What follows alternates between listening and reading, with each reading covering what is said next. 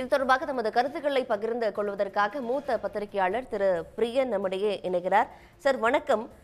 கூட்டணி ஆட்சிதான் அப்படின்னு அமித்ஷா அவர்கள் சொல்லிய நிலையில அடுத்து இபிஎஸ் இப்போ தம்பிதுரை போன்ற அதிமுக தலைவர்கள் ஒவ்வொருவராக விளக்கம் அளிக்கிறாங்க. அமித்ஷா கூட ஒன்றியத்தில் மோடி, அதே நேரத்தில் தமிழ்நாட்டில் இபிஎஸ் அப்படின்னு தான் பேசினாரு அப்படின்னு நேற்று இபிஎஸ்ஏ அமித்ஷாவை டிஃபெண்ட் பண்ற வகையில் பேசினாங்க. இப்போ மீண்டும் மீண்டும் கூட்டணி ஆட்சி கிடையாது அப்படின்றத கிளாரிஃபை பண்ற ஒரு கட்டத்துக்கு ஏன் அதிமுக தலைவர்கள் நகர்ந்திருக்காங்க? இல்ல, இது ஒரு சிக்கலான ப்ராப்ளமா அவங்களுக்கு மாறி இருக்கு. ஏன்னா தமிழ்நாட்டில் இருக்கிற முக்கியமான கட்சிகள் திமுக அதிமுக ரெண்டுமே அதிகாரத்துல பங்கு என்ற விஷயத்துல கொள்கை ரீதியா எந்த விதமான முடிவும் எடுக்கல. அதிகாரத்துலையும் அவங்க ஆட்சி தனித்து தான் ஆட்சி அமைச்சிருக்காங்க. ஸோ அந்த வகையில பார்க்கும்போது இப்போ பாஜக இருக்கிற தலைவர்கள்லாம் ஏற்கனவே கூட்டணி ஆட்சி இது 26ல கூட்டணி ஆட்சின்னு சொல்லியிருந்தாங்க. இப்போ அந்த இதை ஃபாலோ பண்ணிட்டு என்டிஏ கூட்டணி ஆட்சின்னு அமித்ஷா சுட்டு போட்டாரு. அப்புறம் இங்க பிரஸ்தானத்தில் பேசும்போது கூட்டணி ஆட்சின்னு தான் சொன்னார். அவர் சொன்னது கூட்டணி ஆட்சி தான். கோயலிஷன் கவர்மெண்ட் ஆங்கிலத்தில் எப்படி ரிப்போர்ட் ஆயிருக்குன்னா அது கோயலிஷன் கவர்மெண்ட் ரிப்போர்ட் ஆயிருக்கு. அதனால அங்க இருக்கிற பத்திரிகை நிருபர்கள் எல்லாருக்குமே தெரியும் அவர் சொன்னது கூட்டணி ஆட்சி தான். அப்போ பக்கத்துல இருந்து கேட்டிருந்த எடப்பாடி அவர்கள் வாய மூடின்னு மௌனமா இருந்தார். அவர் ஒன்றும் பதிலே பேசல.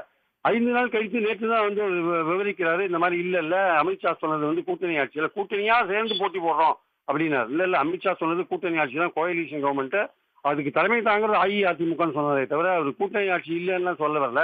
இப்போ அதிமுகவுக்கு என்ன பிரச்சனைனா அந்த அதிமுக பாஜக கூட்டணியை கீழ் லெவல்ல கொஞ்சம் தொண்டர்கள் ஏற்றுக்கொள்ள மறுக்கிறார்கள்.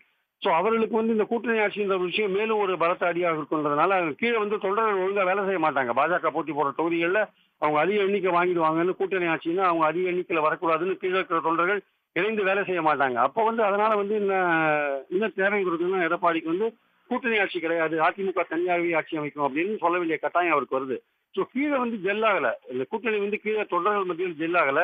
இந்த கூட்டணி ஆட்சி இந்த விஷயம் மேலும் பிளவை உள்ளாக்கும் அந்த கூட்டணியில. அதனால இப்போ இவர்களெல்லாம் தெளிவுபடுத்த வேண்டிய கட்டாயத்துக்கு தம்பிதுரை போன்றவர் ஆள இருக்காங்க. ஆனா இந்த கூட்டு எப்ப வெளிப்படும்னா தேர்தல் நெருக்கத்துல சீட்டு பங்கீடு வரும்பொழுது அதிமுகவோட எண்ணிக்கை குறைய இது கூட்டணி ஆட்சியை நோக்கி போறதா இல்ல அதிமுக தனித்து ஆட்சியை நோக்கி போறதான்ற விஷயம் அப்பதான் தெரிய வரும். ஸோ இது ரொம்ப நாள் நீடிக்க முடியாது. ஒரு கட்டத்துல இந்த அமித்ஷாவுக்கும் எடப்பாடிக்கும் எக்ஸாக்டா என்ன பேச்சுவார்த்தை நடந்தது, அமித்ஷா ஏன் அப்படி சொன்னாரு, எடப்பாடி ஏன் இப்படி சொல்லாருன்ற விஷயம் கூடிய விரைவில் வெளியில் வருவதற்கான வாய்ப்பு இருக்கிறது. தேர்தலுக்கு பிறகெல்லாம் செல்ல வேண்டாம், சீட் ஷேரிங் அப்பவே இது இன்னும் பெரிய பிரச்சனையாக மாறும் அப்படின்னு தெரிவிக்கிறீங்க. உங்களுடைய கருத்துக்களுக்கு நன்றி திரு பிரியன். உடனுக்குடன் செய்திகளை தெரிந்து கொள்ள சன் நியூஸ் பெல் ஐகானை கிளிக் பண்ணுங்க.